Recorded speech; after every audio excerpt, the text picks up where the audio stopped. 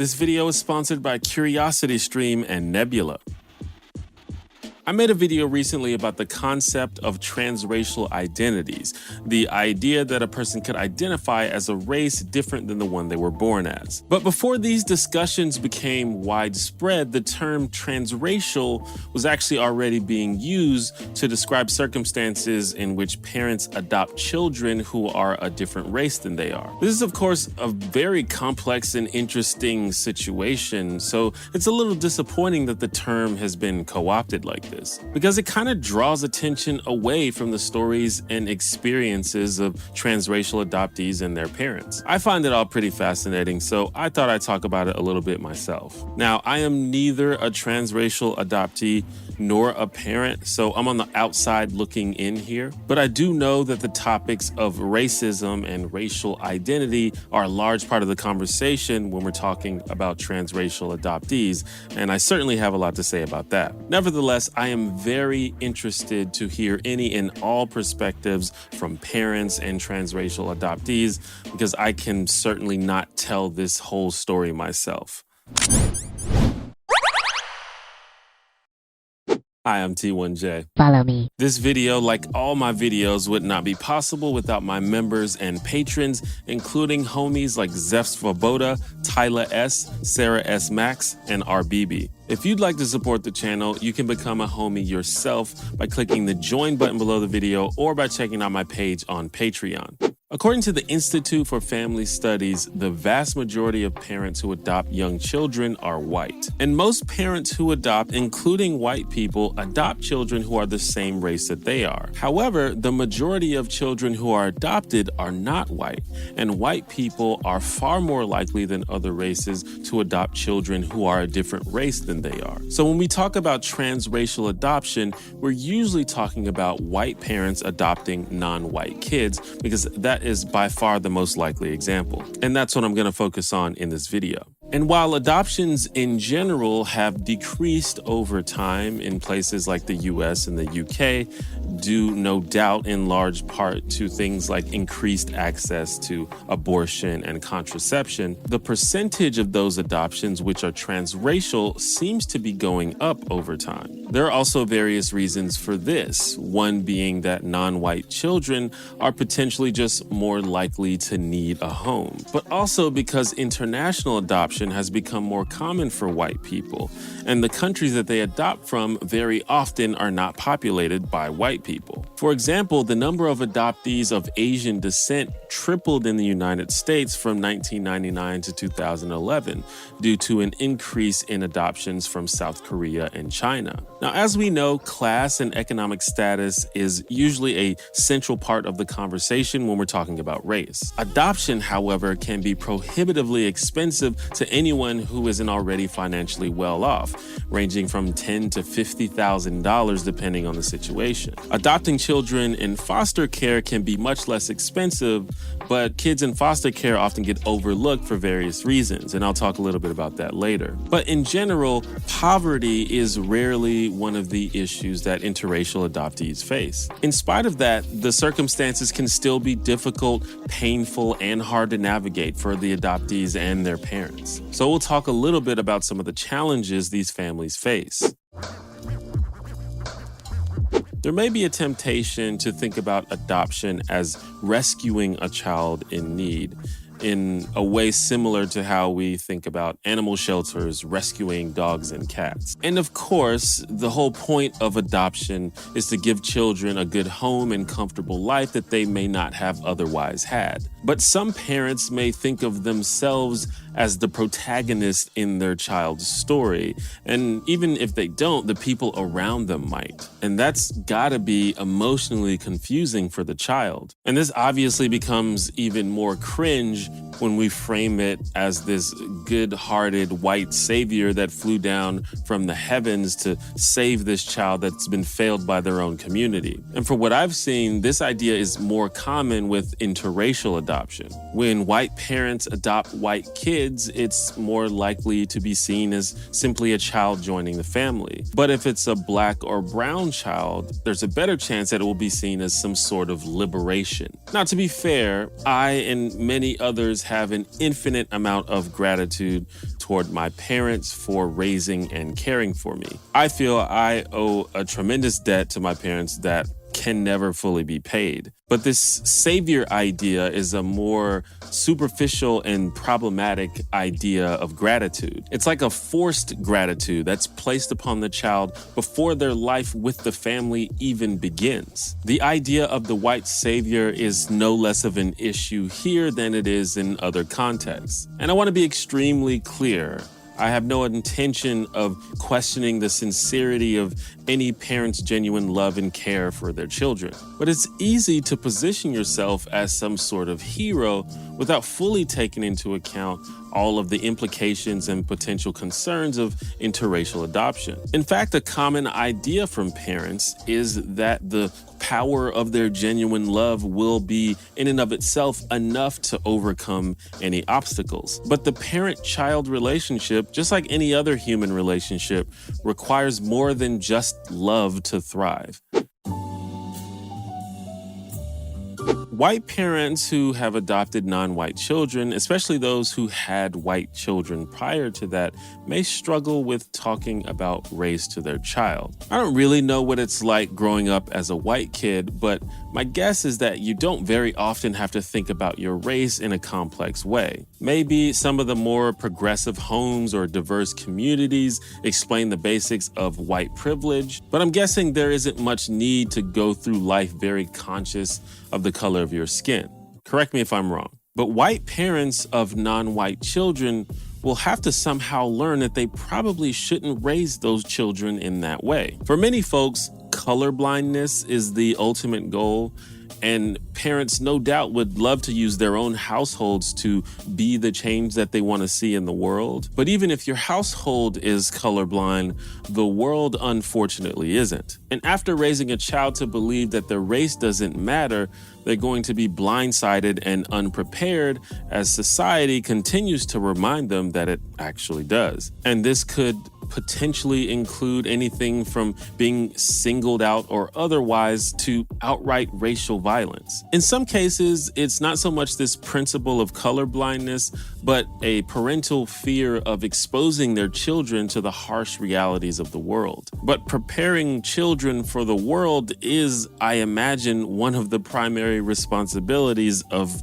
a parent. If you're willing to teach your kid to be wary of strangers or to not run with scissors, you should also be willing to teach them that sometimes people in society will treat them differently based on how they look. Black families in the U.S. often have to sit down with their children to have the talk about how to maximize safety in interactions with the police. This is a conversation that may not even be on a white parent's radar. But if those white parents have black children, it's a conversation that may need to happen, just like any other conversation about your child's safety. In my research of this topic, one of the absolute most common conversations from transracial adoptees was about whether they were raised in a diverse environment or introduced to aspects of their own culture. And unfortunately, very often neither would happen, perhaps for some of the reasons I mentioned before. Because of this, transracial adoptees can struggle tremendously with their personal identities as they grow into adults. I spent the first 12 years of my life thinking that I was a little white girl, and when I found out that it wasn't just a revelation, it was an identity crisis. So really, I think it's kind of a lack of identity that ties transnational adoptees together. The narrative about my adoption was really centered around my mom being a savior. My language, my mannerisms, my experiences are all informed by the white family I grew up with. There's this uncomfortable dynamic where you may know that you're not white, especially as you go out into the world and are reminded of it every day, but you also may not feel very connected to any other culture because you weren't exposed to it growing up. You may even feel like a fraud if you do attempt to claim those identities. And some parents may even subtly or even overtly discourage you from claiming them. Some parents even hide the true nature of their adoption from their children, or even the fact that they're adopted at all. And again, this doesn't necessarily have to be due to malice or lack of love. It may be genuinely what the parent thinks is best for the child, or what will preserve the strength of the family. But it could also be that it's just hard. How do you teach a child about a culture you don't know that much about yourself? How do you prepare a person of color for life when you don't have that experience? And I don't want to understate the challenge and discomfort of something like that. But Black writer and transracial adoptee Chad Goller Sojourner has shared a few thoughts on the subject. So what's the solution? How do you prepare kids? I don't have like a checklist, but if I did, it would sound something like this. If you don't have any close friends or know people who look like your kid before you adopt a kid, then why are you adopting that kid? So your child should not be your first Black friend. Where are you living? It's interesting, people will cross the country for a job, but they won't move 2 neighborhoods over so that their kid can go to a more diverse school. Somebody's going to have to be uncomfortable. I don't think it should be the parent. Another suggestion I've seen is for them to find a way to connect with other transracial adoptees. Sometimes that can be the thing that they have in common with other people. These days, there are plenty of communities for this online in places like Reddit and Facebook. And even offline, some adoption services have themselves created programs to facilitate this. But the general wisdom from experts and people who have gone through these experiences is that it's a good idea to make adoptees aware of the challenges they may face due to their race, as well as introduce them to not only their own culture, but the diversity of cultures that they'll interact with during their lives. Previously, I mentioned I would talk a little bit about foster care, so I'll do that now. Despite the fact that adoption numbers are going down and that adopting from foster care is generally much less expensive than other methods, often actually free, there are still thousands and thousands of children in foster care who are available to be adopted, with over 100,000 in the United States and over 65,000 in the UK. And as you might have guessed, a disproportionate number of these children are children of color. And these children are less likely to be adopted for various reasons. For one, most foster programs have the ultimate goal of reuniting children with their birth parents, and they only look toward adoption if parental rights are impossible or have been revoked. And even then, they tend to favor placing kids with other blood relatives or other people who have already been in the children's lives. Another issue is that children in foster care tend to be a little older, a median age of 8 in the US, according to the Department of Health and Human Services, while people seeking adoption commonly prefer to adopt infants or toddlers. Now, I don't know enough about child psychology to scrutinize, but the worry is that after a certain age, a child may have trouble integrating into a new family. A person may be worried that an older child may never see them as their real parent, which may conflict with the reason that they're adopting in the first place. Also, children often find themselves in foster care due to things like neglect, abuse, drugs, or disability. This can cause a stigma in the minds of potential parents that these children might be a little too difficult to handle. So the foster care situation is its own bag of worms, but it does seem to be yet another example of Black and brown children being left behind. But even so, before white families adopt these Black and brown children, they should make sure they have some understanding of what it means to raise a child in a world that's going to challenge them based on how they look. I fully support adoption, transracial or otherwise, and I hope this video did not come off sounding like I don't. There are so many children of all races and nationalities that are in need of a loving home, and I am impressed by anyone who steps up to that challenge. But from what I've learned, it is a challenge, and this type of challenge requires education and work. That's just me though. What do you think?